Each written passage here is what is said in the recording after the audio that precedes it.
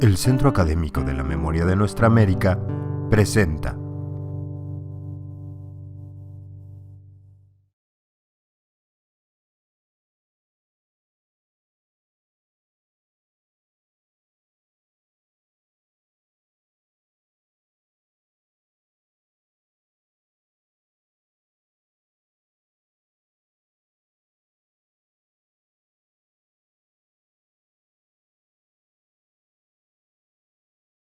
Bueno, pues antes que nada, muchísimo gusto en saludarlos esta tarde.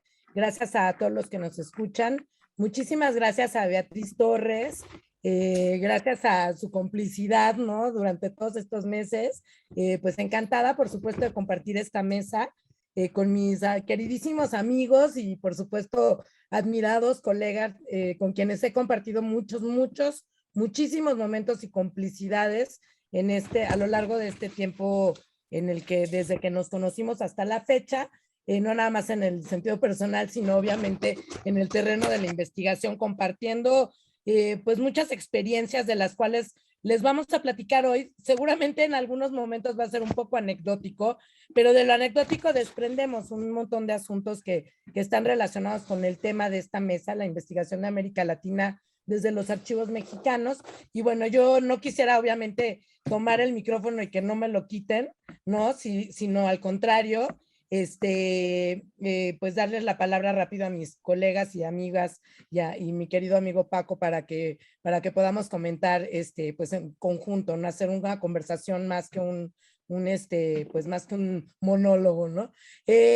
Respecto a este planteamiento que hacía Mónica de hablar de las investigaciones, bueno, desde hace ya varias décadas los temas relacionados con la historia del Caribe hispano, de Cuba en particular, nos vincularon a un grupo de personas importantes que venían, digamos, del origen de los sociólogos latinoamericanos en la Facultad de Filosofía y Letras, y de ahí, bueno, de la Asociación Mexicana de Estudios del Caribe, hemos tenido la oportunidad de crecer en cuanto a nuestros planteamientos y visiones de investigación, así que, pues esto también es súper importante comentarlo, ¿no? Y darle todo el espacio que se merece, la mención que se merece a la Asociación Mexicana de Estudios del Caribe, que en ese sentido nos ha hecho reflexionar acerca de la presencia del Caribe en el contexto latinoamericano en general.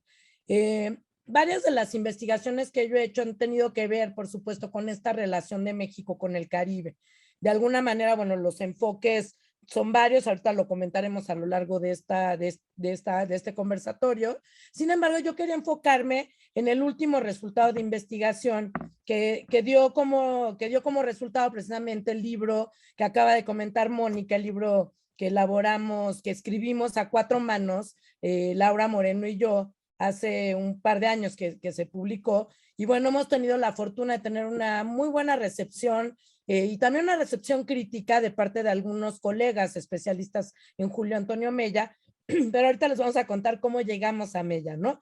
Ahorita voy a nada más hablar así en términos generales de la importancia de este trabajo de investigación que de alguna manera define nuestros itinerarios de investigación.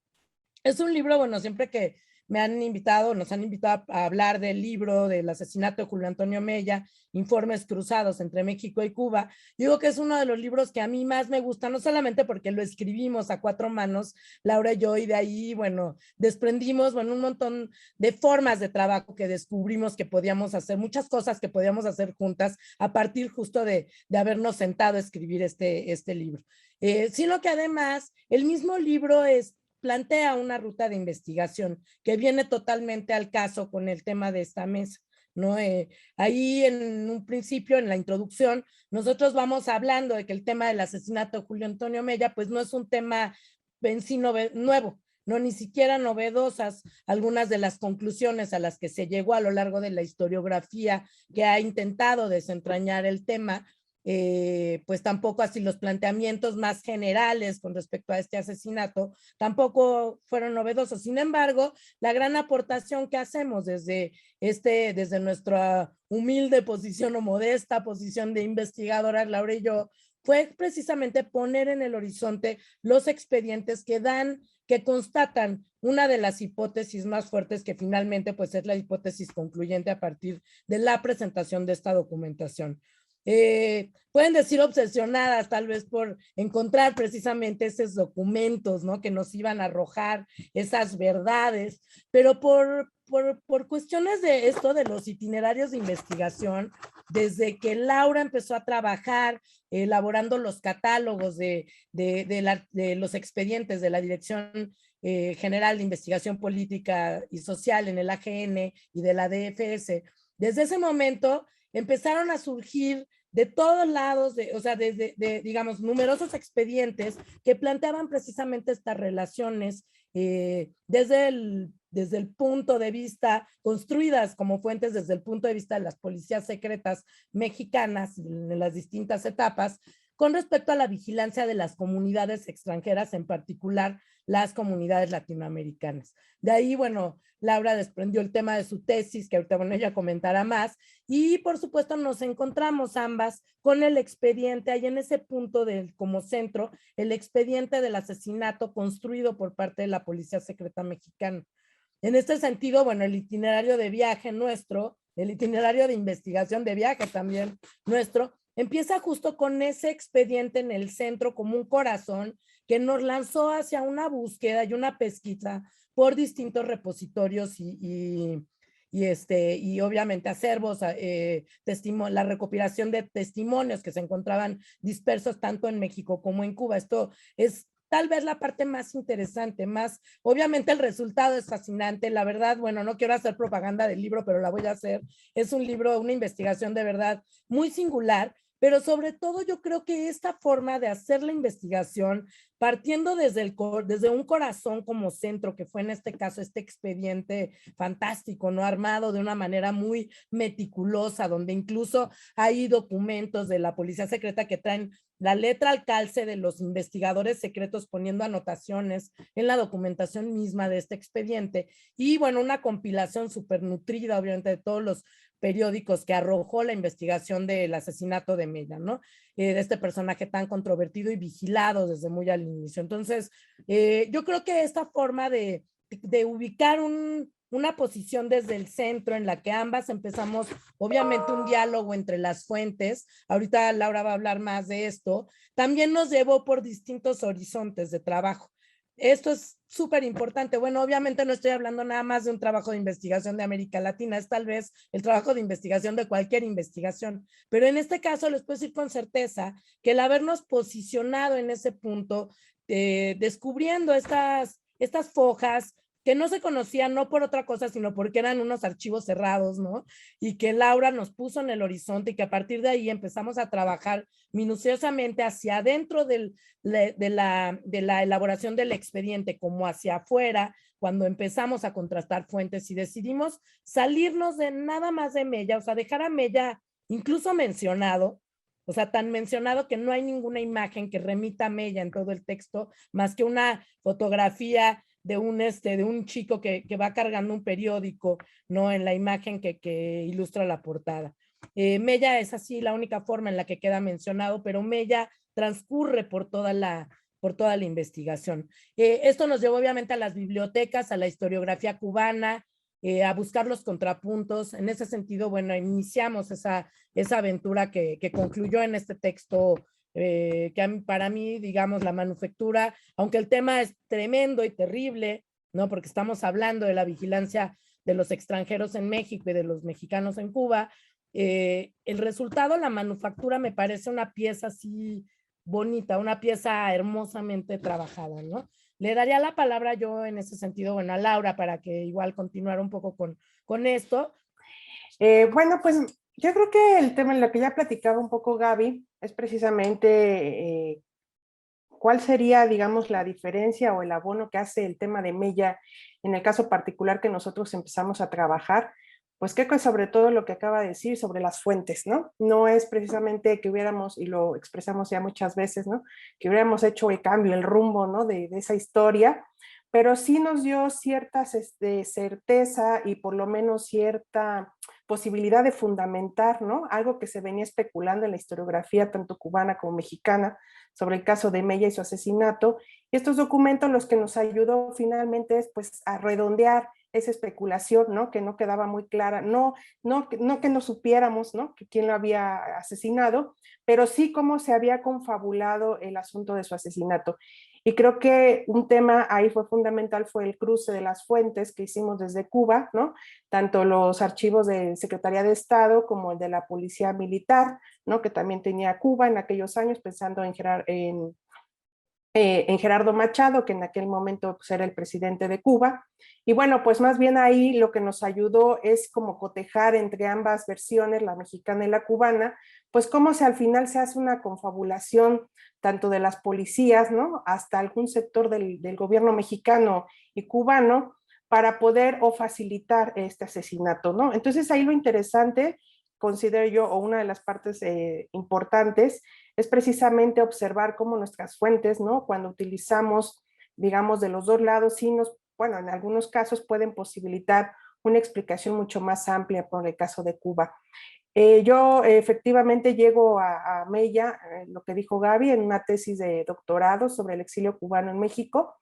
Y bueno, eso también nos abrió como un espectro, ¿no? De aquellos, de visibilizar a aquellos que muchas veces se pierden, ¿no? En el horizonte tras estas grandes figuras como lo fue Mella, y alrededor de él pues había una serie de personajes muy importantes, pues que la historia tanto mexicana como cubana pues se habían olvidado o habían quedado muy rezagadas precisamente por lo que en ese momento significaba Mella.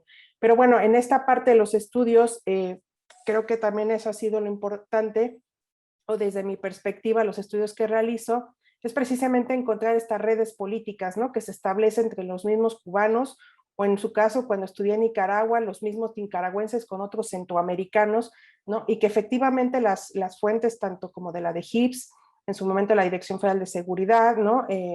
Digamos, fondos como Plutarco Elías Calles o Lázaro Cárdenas en el Archivo General de la Nación, consultar los archivos cubanos, nicaragüenses, pues sí, nos alcanzamos como a ver una red digamos, políticas, pensando en que mi enfoque principalmente se basa en función de la visión del Estado mexicano y de los servicios confidenciales mexicanos, ¿no? Entonces, bueno, eso sí que sería importante decirlo, porque claramente existen una serie de testimonios, ¿no? De la presencia de estos cubanos o de estos centroamericanos que llegaron a México, pero como mi visión es más bien desde este enfoque, pues obviamente sí se consideran, digamos, sus memorias, ¿no? Algunos que escribieron en los diarios. Eso me permitió a mí también ampliar, como jalar, ¿no? Con quienes estaban aliando, con quienes participaban en sus organizaciones políticas, ¿no? Entonces ya ahí como que el espectro empieza a crecer, ¿no? Y finalmente, pues creo que eso es lo que le da, digamos, un sentido más importante, incluso poder perfilar los exilios, ¿no? Una de las cosas que hemos estado comentando y que en el caso mío en particular, yo me incorporo a los proyectos PAPIT, ¿no? De los que tú más o menos hablaste en mi semblanza, que están en el CIAL, de los cuales dirige Francisco. Y bueno, yo ahí me inserto claramente porque me posibilita, ¿no? Este espacio de mirar no solamente al exilio, sino a los exilios, ¿no? Y cómo esta cadena de investigación obviamente te posibilita, ¿no? Empezar a ver diferencias y matices incluso entre los exiliados. Porque si bien en el caso me remitiré a la parte de Nicaragua, que el mío fue entre 30 y 40, yo estaba muy emocionada cuando empecé mi investigación diciendo, sí, claro, voy a encontrar a los sandinistas. Y oh, sorpresa, ¿no? A los que me encuentro son a los liberales, a los conservadores, ¿no? Haciendo la de exiliados, evidentemente en México, porque Somoza los había desplazado del poder político y económico, entonces llegan a México a volver a reorganizarse, ¿no? En una coyuntura específica con la Segunda Guerra Mundial, lo que provocó es la alianza efectivamente incluso con sandinistas que habían llegado a México después del asesinato de Augusto Sandino, y bueno, generan una red política muy importante, ¿no? Pero una red política pragmática, ¿no? Que tiene que ver precisamente con el derrocamiento de Somoza. No necesariamente obedecían, digamos, a las mismas tendencias ideológicas, pero sí tienen un objetivo común, y ese objetivo común les permite a ellos al final generar una alianza, y no solamente entre ellos, sino con otros centroamericanos, ¿no? Entonces, esa parte de Nicaragua en específico, esas alianzas centroamericanas, ver esas redes también me permitieron llegar a Guatemala, ¿no? Porque entonces resulta que todos estos centroamericanos se hacen una alianza en algún momento en donde Guatemala se conforman como la Legión del Caribe, ¿no? Entonces, como de un pequeño, ¿no?, grupo de nicaragüenses llegamos a establecer una red amplísima, ¿no?, de exiliados de diversas tendencias políticas, pero que tienen como objetivo pragmático acabar con las dictaduras en ese momento en Centroamérica, y bueno, esto les permite ya generar otro tipo de alianzas, ¿no? Entonces, por eso a mí desde mi perspectiva el tema de las redes me parece muy importante, y bueno, ya ahí pues sí, los frutos están en el libro del exilio nicaragüense, el libro de Julio Antonio Mella, y bueno, esperemos pronto el exilio cubano, ¿no? Bueno, yo por mi parte por ahí la dejaría. Creo que ya se han iniciado claramente y hay ya algunos avances claros, inclusive del Archivo Genaro Estrada, ¿no? En el caso de lo que se ha revisado y desde la perspectiva en donde hemos estado trabajando, en el caso de las conferencias interamericanas, ya hay un claro argumento, ¿no?, tanto político como material de cómo se está implementando la Guerra Fría en América Latina, que ya desdibuja claramente el tema del 50 y tantos con Arbenz, ¿no? O sea, ya nos estamos recorriendo, estamos frente a un TIAR, ¿no?, en el 40 y tantos, también previo al 48 con el Bogotazo. Entonces creo que ya hay elementos suficientes, pues más bien sería interesante abonar a esos materiales que ya están disponibles, pues es un claro ejemplo de esta Guerra Fría de que se está implementando en América Latina, por lo menos en la parte centroamericana, ¿no? Y cómo, incluso yo le llegaba a preguntar a Francisco, cómo esta generación de la cual habla progresista se inserta en un contexto, ¿no?, de una guerra fría dura, ¿no?, por parte de los Estados Unidos hacia América Latina, de un momento en donde Centroamérica vive un proceso de dictaduras muy fuerte, y cómo esta generación a las cuales, o estos personajes que él encuentra, llegan o sobreviven o se mantienen, ¿no?, dentro de esta estructura, de esta política anticomunista, ¿no?, que se está implementando. Y efectivamente, tampoco sabemos exactamente cuándo termina la Guerra Fría. Y efectivamente, para América Latina, pues sí va a tener evidentemente cortes distintos, ¿no? Incluso ni siquiera cortes, ¿no? En algunos momentos, hasta podríamos decir trascendido, veamos el tema centroamericano actualmente, el tema El Salvador, que es una cosa que da un poco de miedo, ¿no?, en el siglo XXI. Entonces, pues sí, es interesante precisamente tanto las fuentes e incluso de lo que alguna vez señalábamos de la posibilidad de incrementar el tipo de fuentes a utilizar para los historiadores y para los no historiadores, ¿no?, sobre el contexto actual de América Latina, ¿no?, cómo se ve desde México.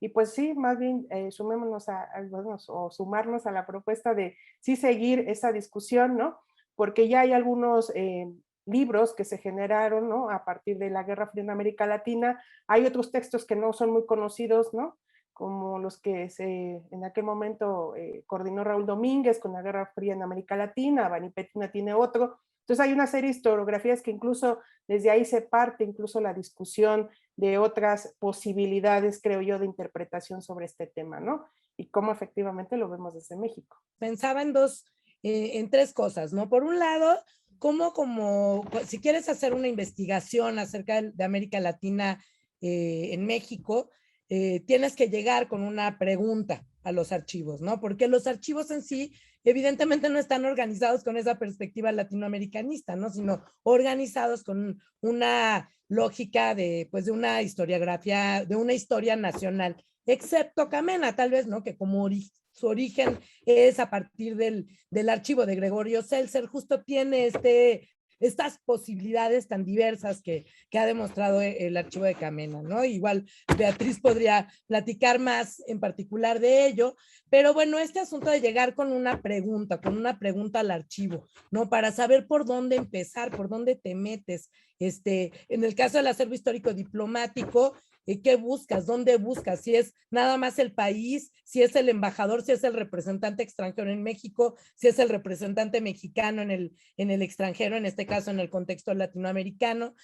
Nosotros, bueno, tenemos la fortuna de contar con una vasta historiografía latinoamericanista en México, generada pues de cuántas décadas, ¿no? Desde los años 20 más o menos a la fecha, con distintas orientaciones y obviamente buscando distintas perspectivas, como lo ha demostrado, bueno, la consolidación del CELA en la Universidad Nacional Autónoma de México y por supuesto el centro del anterior CIALC, ¿no? Que bueno, que finalmente nos había puesto ya sobre la mesa, y más bien yo añadiría a la provocación de hacer las guías y todo esto, generar pues una manera de hacer un estudio ya historiográfico acerca de esas visiones de América Latina que se han tenido a lo largo desde que se creó el Colegio de Estudios Latinoamericanos en la UNAM, ¿no? Un poco para recuperar estas posiciones, o sea, estos contrastes de archivos, a dónde iban, ¿no? Podemos poner infinidad de casos de maestros nuestros, de maestros que ahora son colegas, pero que nos enseñaron a investigar en los archivos, y bueno, la diversidad de archivos que por supuesto pusieron en el horizonte en lo que parecía imposible, que era encontrar una forma de contar la historia de América Latina en las distintas etapas históricas de América Latina, desde los archivos mexicanos, ¿no? Yo pondría el ejemplo del trabajo de Johanna von Grafenstein, por ejemplo, ¿no? Este trabajo que hace de la época novohispana, que la llevó a encontrar en los acervos del Archivo General de la Nación un montón de documentos de información fascinante, rigurosamente trabajada para dar justo el enfoque desde el punto de vista de un latinoamericanista en el tratamiento de esa información, ¿no? Pondría también el ejemplo de Ricardo Melgar Bau, nuestro queridísimo Ricardo Melgar Bau, que nos contaba todas estas experiencias de aventurero, ¿no? De aventurero haciendo sus pininos, tratando de hacer investigación de América Latina en México, cuando empezaba a buscar en todo el país archivos que le pudieran dar precisamente ese matiz, esa pregunta guía, ¿no? Una experiencia que él nos contó que vivió fue precisamente cuando encontró el archivo del ARPA en México. Ahí tuvo toda una aventura que recorrer, ¿no? Yendo a Querétaro a rescatar ese archivo que estaba en una hacienda perdida en Querétaro, allá en el campo, en una hacienda en Querétaro, y llegó él con un amigo en un cochecito a rescatar el archivo que le habían dicho que ahí estaba. Desde ese tipo de historias fascinantes que finalmente dejaron un legado ahí. Luego ese archivo él lo puso en manos de la Escuela Nacional de Antropología e Historia, y esa documentación ahí está, ¿no? Desde cómo se van poniendo en el horizonte estas posibilidades de los archivos y de las bibliotecas. Pondría ya nada más por último el ejemplo de nuestros colegas del CEALC, como la doctora Felicitas López Portillo, que ha trabajado muy puntualmente en la prensa mexicana, ¿no? Cómo ella a partir de la prensa en México, el Excelsior, el Universal, el Nacional, desde los años 20 hasta los años, en fin, hasta ahorita, ¿no? Cómo esta fuente le ha arrojado cantidad también de preguntas, obviamente sin perder, como dice Margarita, pues el punto en el que nosotros como investigadores de América Latina desde los archivos mexicanos vamos en algún momento a irnos a otras latitudes, a buscar esos puntos, esos contrapuntos, ¿no? Fuimos muy afortunados nosotros de poder contar con apoyos, con intercambios, con becas, para poder ir a los archivos en otras latitudes. Ahorita, después de la pandemia, no sabemos cómo va a ser esto. Entonces, yo creo que poner a disposición ese trabajo que hemos recuperado en otros países, en Cuba en particular, pero sobre todo en los otros países, valdría la pena ponerlo en el horizonte de la gente que está empezando a estudiar, que está empezando a pensar en tesis, ¿no? Aquí en México, en las distintas universidades, para que puedan por lo menos tener ahorita en este momento, pues esos elementos de contraste que son tan difíciles de recuperar, ¿no? A todos nos ha tocado ir a los distintos archivos y acervos, hacer este trabajo hormiga, ¿no? Porque no, insisto, no hay el expediente que te hable de un proceso latinoamericano, de un proceso de incluso comparativo con la política mexicana con respecto a América Latina, sino que tienes que encontrar aquí, allá, en este acervo, en este otro, pues el conjunto de fuentes que finalmente te dan esa posibilidad de investigación, ¿no? Por ahí, Mónica Morales, tú podrías hablar también, ¿no? De cómo las fuentes fotográficas te pusieron en ese otro horizonte la historia visual de América Latina. Laura Moreno, bueno, todas las investigaciones que ha hecho en los distintísimos, en los muy diferentes archivos que con muy diferentes metodologías ha tenido que entrarle, y bueno, que finalmente nos plantean ahorita ya a la distancia de ese trabajo de archivo duro, riguroso, pues un montón de problemas, pero bueno, el punto es alguien que quiera hacer ahorita una tesis de América Latina, alguien que quiere estudiar América Latina desde México, ¿dónde empieza? No aquí en México. En fin, bueno, creo que es eso, o sea, a partir de esa pregunta, ¿dónde están esas preguntas? Afortunadamente, bueno, ahorita en varios países de América Latina también le han apostado a los repositorios de acceso abierto.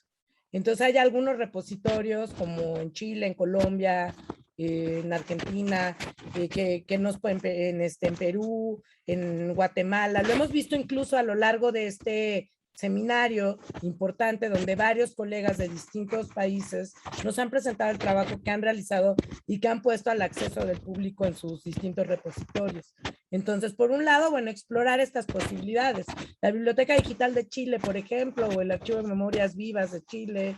Hay varias provocaciones por ahí que tienen esta orientación, ¿no? Y un poco, pues, podríamos empezar a alinearnos, ¿no? Creo que en sí, la labor de la doctora Moreno a cargo del acervo histórico y diplomático está enfilándose en ese sentido, pero creo que sí habría que impulsarlas con más pues no sé, con más pasión, creo, ¿no? O sea, impulsar también en el mismo CIALC, por ejemplo, Paco, ¿no? Yo creo, o sea, la posibilidad de que justo estas investigaciones o esta historiografía o todo esto pudiera estar también de acceso abierto. Son libros que ya, pues no que sean por viejos ser viejos, ya ser accesibles, pero podría ser una bibliografía que estuviera súper disponible ya en el ambiente digital para, pues sobre todo los estudiantes, pero para en sí el mundo, ¿no? Y en ese sentido creo que ahorita hay posibilidades que podemos, de las cuales también podríamos hacer una guía, Margarita, no acompañando otra guía documental para presentarlas como posibilidades de trabajo en contraste. Obviamente sin perder de vista que en estos repositorios digitales pues no puede estar todo, no está todo, ¿no? Pero por lo menos es o sea, hay una piedra lanzada, ¿no?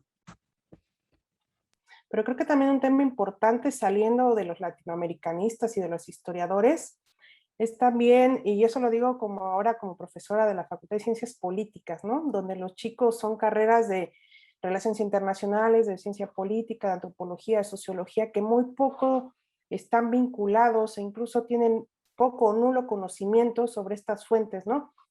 Precisamente pues por la tendencia o las líneas de estudios o el marco teórico metodológico que utilizan. Muy pocas veces cuando yo les hablo, y estamos hablando incluso de los primeros semestres que salen del CCH o de la prepa, que si saben que es un archivo histórico, a mí me sorprende saber que muchísimos de ellos no tienen ni idea, ¿no? Y eso es más peligroso, ¿no? Ni siquiera no por temas de que tengan que saberlo, ¿no? Pero sí es como un conocimiento básico, como desde la prepa o desde esta iniciación previa a la universidad, no se empapan pues de las múltiples posibilidades de cómo hacer una investigación, así sea un trabajo escolar, ¿no? Entonces, yo me di a la tarea un poco como de revisar esta plataforma de la facultad para ver qué temas sobre América Latina estaban basándose en las tesis, ¿no?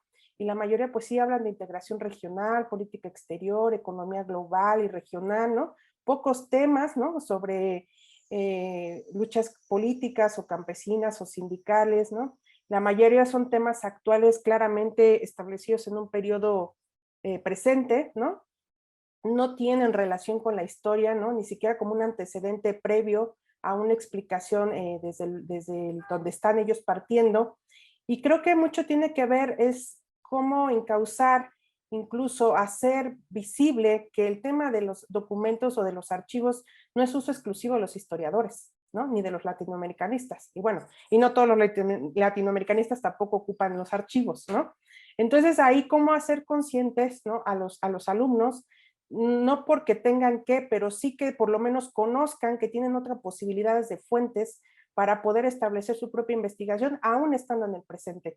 Y yo eso ha sido como de las luchas constantes de la que dice Gaby, en el acervo histórico, ahora que se posibilita hacerlo desde el acervo histórico, ¿no? De promover entre los estudiantes el uso y consulta de las diversas fuentes. Hemos encontrado una forma, digamos, práctica a través de algunos investigadores que tienen proyectos académicos, digamos, proyectos PAPIT o CONACYT, etcétera, etcétera, de llevarlos al archivo, ¿no? Ellos empiezan a explorar estas fuentes, empiezan a conocer, ¿no? Que existen, ¿no? Y que aparte pueden no solamente encontrar el personaje o el tema diplomático, sino que también puedes ver aspectos culturales, aspectos sociales, ¿no?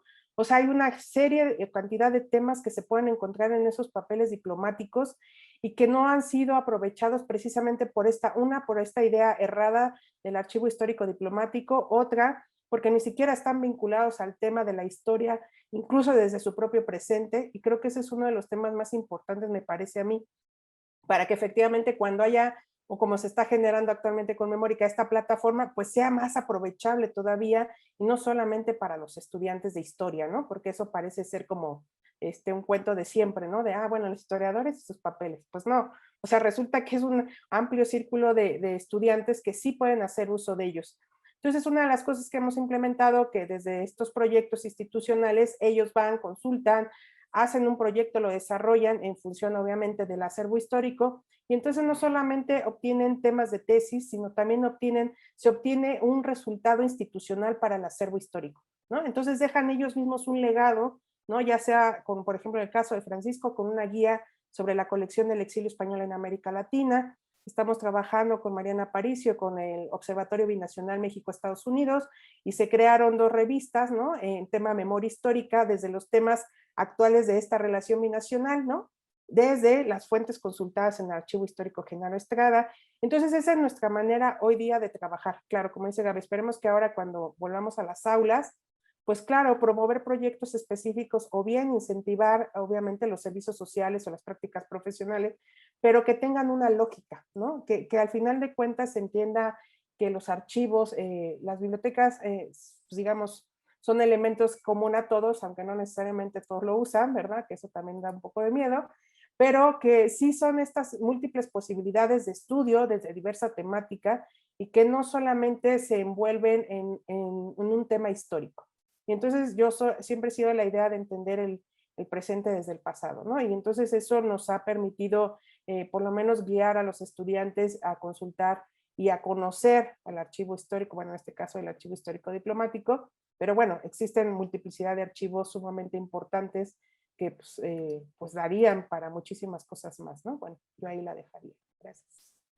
Y bueno, nosotros hemos tenido contacto con colegas que trabajan esas otras subregiones dentro de la gran región, ¿no? Entonces, o sea, yo haría 2 cosas. Por un lado, recuperar precisamente a partir de esta invitación a estar en esta mesa, hablando de la investigación de América Latina en los archivos mexicanos, recuperaría la experiencia de los investigadores que han hecho investigación, desde dónde, en qué archivos, cómo han buscado, cómo han llegado a sus preguntas, ¿no?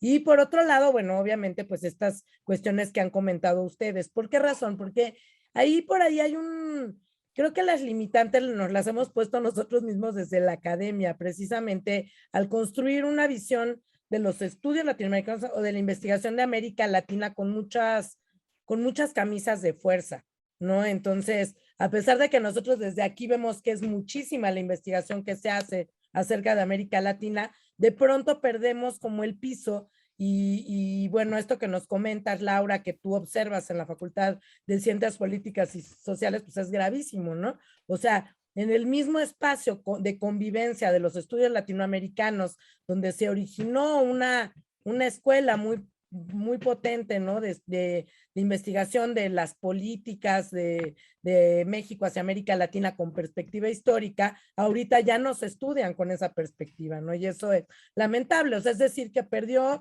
como esto que decía Margarita, esa pasión inicial que hacía ver como diferente, ¿no? También en ese sentido, este tipo de trabajo, investigar América Latina desde México, no es como alguna vez nos decían, ¿te acuerdas, Margarita, cuando hacíamos los estudios del Caribe en Michoacán? Decían, ¿qué tiene del Caribe Michoacán? Y decía el doctor Gerardo Sánchez, sí. Morelia también es Caribe, ¿no? O sea, que todos compartimos esa región y hemos demostrado a partir de, sobre todo, muchos nuevos enfoques, ¿no? Esto que comentan ustedes de sus trabajos, la migración, la vigilancia de las comunidades extranjeras, el exilio, la circularidad de los medios de comunicación entre los distintos países en América Latina que comparten paradigmas también de comunicación, etcétera, etcétera, etcétera. Todos estos temas donde las fronteras se desdibujan y donde lo que ves es contingentes de personas trayendo y llevando sus propias culturas nacionales, ¿no? Es un poco lo que yo he derivado de los estudios que he trabajado, de los estudios del intercambio México-Cuba, cultural México-Caribe hispano, ¿no? De estas posibilidades que del movimiento humano en sus distintas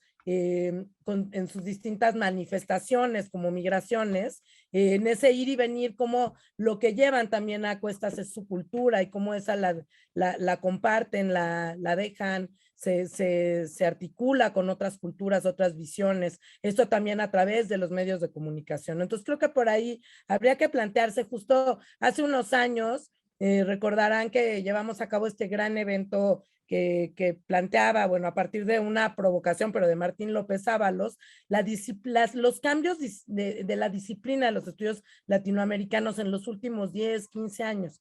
¿Qué cambios había habido? ¿Qué cambios de paradigmas había habido? O no los ha habido y creemos que los ha habido, ¿no? Y yo creo que sí, o sea, que ese encuentro lo que mostró fue justo la posibilidad con los nuevos temas, ¿no? Por ahí hay acervos que se han ido construyendo que no son tampoco muy explorados ni siquiera por nosotros mismos, ¿no? Reitero el acervo de Gregorio Seltzer. O sea, tampoco es que nosotros recurramos mucho a ese tipo de documentación, cuando ahí también hay un diamante de alibra, ¿no? Que habría que poner en el foco de los estudiantes con posibilidades múltiples de investigación. Pienso en este gran acervo que se hizo de entrevistas a exiliados latinoamericanos de parte de Eugenia Meyer y Pablo Yankelevich, este gran proyecto de rastreo de testimonios orales del exilio latinoamericano en México en los años más controvertidos del exilio, desde los años 40, 30 desde los años 30 hasta los años 90, ¿no? Y por ahí hay fuentes que ellos dejaron, bueno, en manos de la Biblioteca Samuel Ramos, que pues la gente, nosotros, los investigadores de América Latina, los estudiantes que estén interesados en estos temas, podemos ir a revisar también, ¿no? Aparte de estos grandes archivos, están también estas experiencias, ¿no? Estas experiencias de construir memoria en distintos acervos, y creo que por ahí también valdría la pena esto, ponerlo más en el horizonte, hablar más de esto, de estas posibilidades. Y más bien yo me vengo a cuenta, recién hice una visita a la Universidad de Ciencias y Artes en Chiapas, ¿no? Y bueno, y pensando en lo que dice Margarita de las pues, limitantes también que existen para los estudiantes estudiar América Latina desde otros estados de la República, pues es cierta, ¿no? Pero también es cierto lo que tú alguna vez señalas, ¿no? De que también no hay digamos, una valorización de los archivos en las propias entidades, ¿no? De donde están y que pudieran ser mucho más explotados. En el caso de la Universidad de Ciencias y Artes de Chiapas, tiene un archivo histórico muy rico, ¿no? Porque obviamente no solamente tiene o contiene historia regional, ¿no? Sino también como memorias políticas. Ellos heredaron la parte del archivo del gobierno de Chiapas, ¿no? Algo así como Secretaría de Gobierno, ¿no? Tiene diversos asuntos desde el siglo XIX hasta más o menos 1960, 70, pero desafortunadamente, bueno, pues este archivo ha sido, pues, con los años, pues no ha sido de interés, evidentemente, de en su momento quienes estuvieron en las autoridades, y hoy pues se quiere rescatar, ¿no? Se quiere rescatar en el sentido de poder no solamente hacer las cuestiones técnicas para los archivos, sino también hacer énfasis a los estudiantes de que ellos tienen una gran riqueza dentro de su propia universidad y que pues tiene que ser explotada. Otro tema me parece importante es vinculación académica, como decían Margarita, nosotros estamos en el centro, ¿no? Pero también los estados pareciera que no existiesen luego en la academia o no se vinculan o no se logra esa vinculación necesaria. La UNICACH, el CINSUR, que está en Chiapas, ¿no?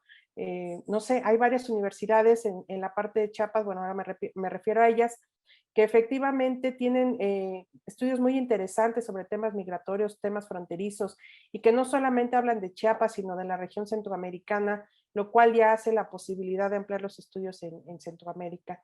Más bien, ¿qué tipo de vínculos o cuáles serían las posibilidades de que estos grupos de estudiosos pues logren, ¿no? O logremos vincularnos incluso nosotros con ellos, porque también es cierto que no necesariamente conocen lo que nosotros estamos haciendo, ¿no? O sea, no es obligación tampoco, pero entonces parece como una academia también un poco desarticulada en esos temas, ¿no? Y que no se ha logrado realmente hacer un núcleo fuerte. Y bueno, en el caso del acervo se está buscando la intención de hacer un convenio, no solamente en términos de archivo, ¿no? Sino de promover publicaciones, evidentemente, ¿no? De dar clases a los alumnos de historia, ¿no? Toda una serie de actividades para difundir tanto lo que hacen ellos como lo que hacemos nosotros en términos de publicaciones en la Cancillería, y también de los investigadores que se alían al acervo histórico, promover sus publicaciones o sus investigaciones en esas universidades o girarnos un poco hacia el sur, ¿no? Entonces creo que este tipo de posibilidades de acuerdos o de convenios pues podrían ser un mecanismo, ¿no? Porque también le di una charla a los alumnos de recién ingreso al UNICACH, y bueno, pues sí, tampoco, y lo peor de todo es que eran para el tema de historia, ¿no? Entonces ahí el archivo, bueno, ni siquiera el archivo de la UNICACH, entonces hablarles del archivo de la Cancillería o del Genaro Estrada era así como, o sea, era novedoso para ellos totalmente, ¿no? O sea, no tienen visualizado ni siquiera el centro, precisamente porque cómo se trasladan, quién los apoya, ¿no? O sea, también hay una serie de recursos que creo que el tema de la pandemia limitó, pero creo que sí es importante mantener la interacción entre alumnos y académicos de manera presencial en las actividades, porque creo que son los momentos en donde se hacen los vínculos tanto académicos y que los alumnos pueden escuchar otras experiencias, ¿no? Porque ha habido gente que trabaja América Latina sin conocer el país de América Latina, ¿no? O el país que está estudiando, entonces eso me parece más espeluznante porque estamos hablando de una realidad que ni siquiera conocen físicamente hablando, ¿no? Y que para ese tipo de cosas sí es importante, creo yo. Bueno, eso sería todo. Hay una gran responsabilidad de parte nuestra si nos plantamos totalmente en el presente y vemos lo que está pasando en México, ¿no? Que la mirada está puesta en América Latina por las distintas circunstancias. O sea, en principio un tema cotidiano es la migración. O sea, no tendríamos una responsabilidad de cotidianamente también hacer una referencia, o sea, de esto, desde dibujar la región, dónde están estos países, Honduras, Guatemala, con tantas dificultades que ahorita, que ahorita se están viviendo de esta manera con esto que dices de las caravanas migrantes. No tenemos una responsabilidad muy grande y aparte de ponerlos en el horizonte, de decir aquí está, porque no es obligación, pero sí es obligación, ¿no? En los sectores educativos, o sea, de hablar de dónde está Honduras, dónde está Guatemala, no nada más es una referencia geográfica, ¿no? Sino esto, la constante mención en todos los medios de estos horizontes y estas latitudes que pues constituyen nuestro presente y mencionar dónde está o sea, dónde están las claves históricas que explican por qué está pasando lo que está pasando, ¿no? Bueno, Margarita lo hace con sus estudiantes en Querétaro, los colegas que están en distintas universidades en la República, en Chiapas, comenta Laura, ¿no? Pero creo que es una responsabilidad de todos, o sea, de una academia que deberíamos de salirnos de esto de la academia, ¿no? Irnos también a pensar en lo que está pasando en nuestros países y contar esta historia, estas historias, porque todas tienen su historia, ¿no? O sea, todas, no son eventos casuales, casuísticos. O sea, todas tienen una larga cola que contar y creo que por ahí hay una responsabilidad, la misma que había cuando nosotros empezamos a estudiar, ¿no? Había otro horizonte, pero finalmente lo había otros organismos internacionales, teníamos muchos compañeros, bueno, maestros que estaban estudiando precisamente las relaciones internacionales, estos organismos, ¿por qué había ese interés en el Caribe? ¿Por qué la geopolítica? ¿No? Ahí estaban Laura Muñoz, Rosario Rodríguez, explicándose Mónica Toussaint, ¿no? Explicándose estos contextos internacionales con respecto a América Latina, pero desde esos puntos de vista, y lo hacían muy bien y construyeron regiones y dibujaron de esa manera las regiones de maneras muy interesantes que finalmente nos legaron, ¿no? Ahora con la dispersión un poco de la sobreespecialización en la academia, pues esto, o sea, creemos como que eso es imposible de volver a lograr, pero creo que un poco lo que tú comentas, Francisco, es muy importante. Yo creo que sí, yo creo que tendría que haber un diálogo como este seminario que fue una vez al mes, y bueno, hacer el esfuerzo porque este seminario llegue a gente de diferentes disciplinas, con diferentes intereses, para salirnos de nuestro, pues esto, de nuestro, ¿cómo se dice? Nuestro, pues esa, de nuestra cueva, pues, ¿no? Más bien aquí el reto es cómo esos conocimientos necesariamente tienen que bajar. Y eso ha sido lo más difícil, ¿no? Porque sí conocemos a Mónica Toussaint, sí conocemos a Laura Muñoz, sí, pero lo conocemos nosotros, ¿no?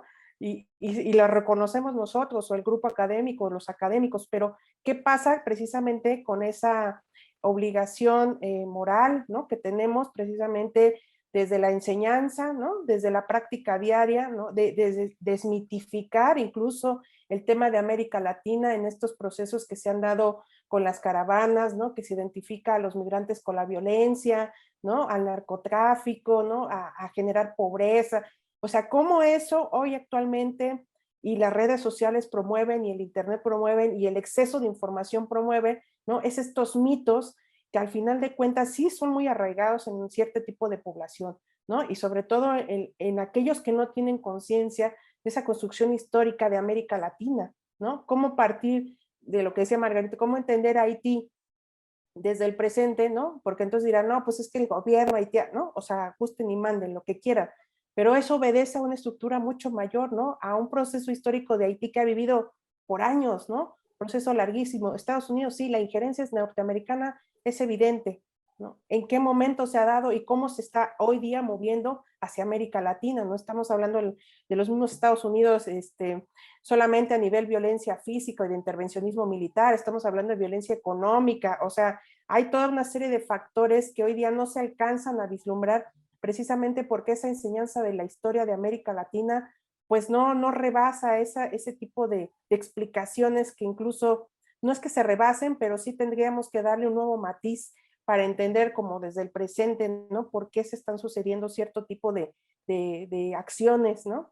Y bueno, yo creo que ahí sí los medios de comunicación son un tema pues puntiagudo, ¿no? Porque el internet también está promoviendo, no solo, como bien promueve cosas como conocimiento, como bibliotecas, archivos, revistas, ¿no? Libros, también promueve la contraparte de desinformación, de múltiples y variedades opinólogos que no, ni siquiera hay un cuestionamiento, no se puede cuestionar algo que ni siquiera está fundamentado, pero que eso impacta de manera directa en ciertos círculos, ¿no? Y que entonces se va creciendo esa mala idea construida de América Latina, ¿no? Incluso el posicionamiento de México frente a América Latina, viéndolo un poco en el tema de política.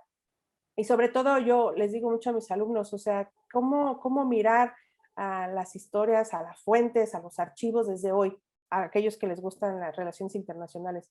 Bueno, pues, o sea, la CELAC se creó a partir de algo, no fue hoy 2021, ¿no? Que se sentaron en el MEC, ¿no? Claro que no. O sea, hay una trayectoria antes, ¿no? ¿De qué presumimos de una tradición de asilo? ¿Cómo juzgar una tradición de asilo mexicana si no conocemos cómo se construyó esa política de asilo en México? ¿No? Buena, mala, regular, coyuntural, en qué momento, o sea, no es una política plana, ¿no? Y eso es lo que parece no entenderse, incluso las circunstancias históricas en las cuales los problemas actuales están fundamentados. Y creo que precisamente tanto el tema del conocimiento académico como el tema de la enseñanza y los planes de estudio juegan un papel fundamental para el conocimiento de América Latina. Sí, sí, bueno, yo nada más quería decir que aquí todos hemos trabajado en el acervo histórico y diplomático y no nos queda duda, como dice Francisco, de la enorme riqueza que contiene ese acervo para estudiar América Latina, ¿no?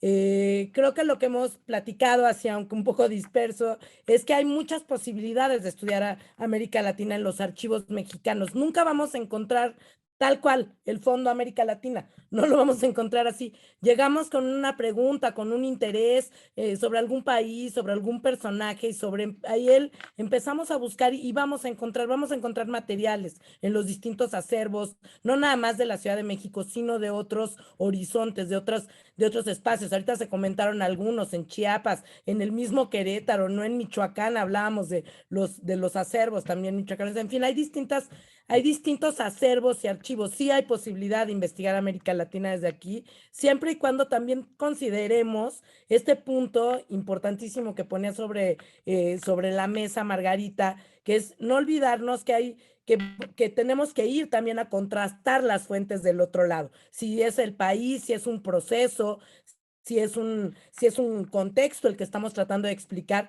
tratarnos de explicar desde ahí. Y yo nada más cerraría diciendo que efectivamente creo que podemos combatir, aportar muchísimo para combatir los estereotipos que con respecto a América Latina están surgiendo con motivo de las migraciones. ¿No? Es nuestra responsabilidad, tenemos que hacerlo, podríamos enfocar desde ahí pues varias tareas y salirnos precisamente de la cueva para poder pues combatirlos, para poder aportar en ese sentido. Pero lo cierto es que lo que hoy conversamos es desde nuestra propia experiencia, pues, ¿no? Como docentes, como académicos, ¿no? Como profesores, como ciudadanos al final del día. Y creo que eso es lo más importante, empezar incluso a ser desacartonados como investigadores, ¿no? Sobre todo cuando está un seminario que lo que impulsa, pues obviamente, pues es la opinión, es la crítica, ¿no? O sea, y creo que desde ahí no importa la dinámica, sí yo adoro más los conversatorios que las ponencias a veces, ¿no? Sobre todo porque el tema daba para mucho o da para mucho. Entonces, más bien se abrieron esas posibilidades de trabajo en conjunto que yo no los pienso dejar al vuelo. Ya después igual nos sentaremos y el acervo histórico requerirá de sus presencias, ¿no? Para este tipo de proyectos que nos ayuden a desmitificar, ¿no? Y a ver o a mirar a América Latina desde otra perspectiva, que creo que eso es lo más importante, y a mirar los archivos y nuestras bibliotecas desde otra perspectiva, ¿no? Ya dejar esa idea anquilosada de papeles, historiadores, qué prueba, ¿no? O sea, no, o sea, ya mirar, renovar esta parte de la historia de los estudios latinoamericanos, ¿no? De América Latina, que creo que eso es lo más importante, y espacios como la UASM, el CAMENA, ¿no? Ese archivo valiosísimo que tienen, que por cierto es excelente, pues dan la pauta para seguir trabajando en este tipo de espacios, ¿no? Bueno, pues muchísimas gracias a todos y por supuesto a Beatriz. Gracias.